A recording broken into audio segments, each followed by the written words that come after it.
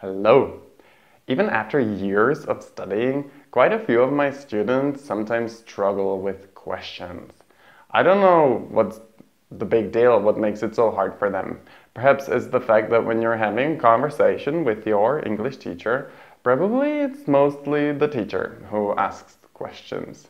And you just answer. Questions are the #1 tool that we use if we want to keep the conversation going, you know. You guys are not gonna believe it. Again, Lucas has a trick that you can use. Just continue watching this video.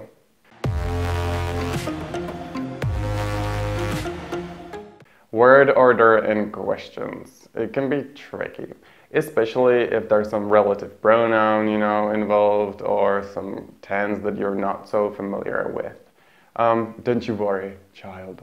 I have noticed that when I was at university in the USA, many of my mates just didn't form the questions the textbook kind of way that I had been taught. That's perfect.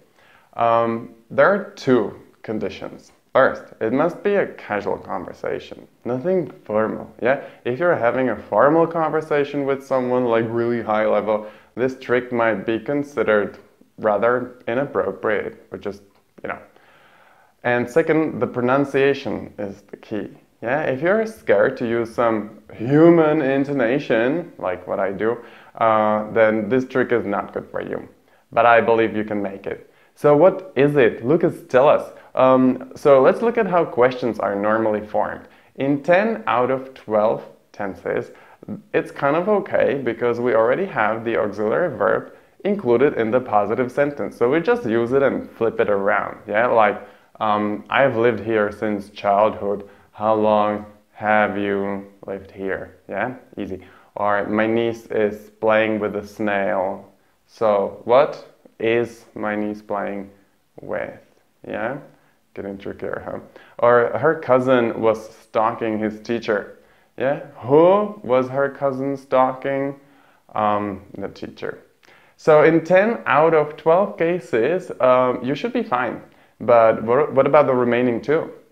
What is it? Huh? It's present simple and past simple.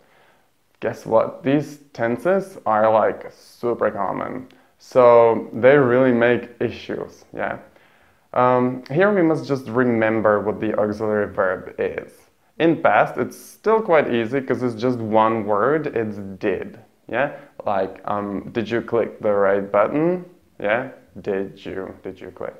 But in present simple, it's a bit trickier because it's like do or does. There's this third person thing, yeah? Like, do they crave chocolate? Does she value her privacy? So you get the point. So these two tenses make issues.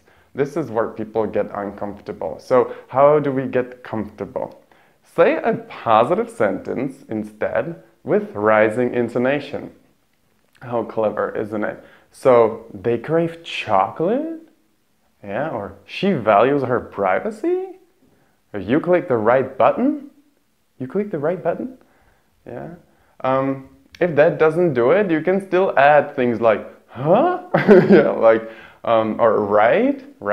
Or is that right?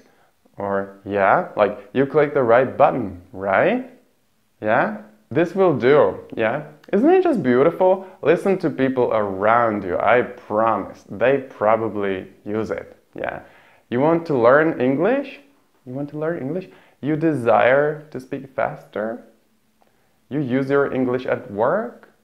Asking questions like this is normal, it's casual. Yeah, it's definitely so much better than not asking questions at all. It's clear, right?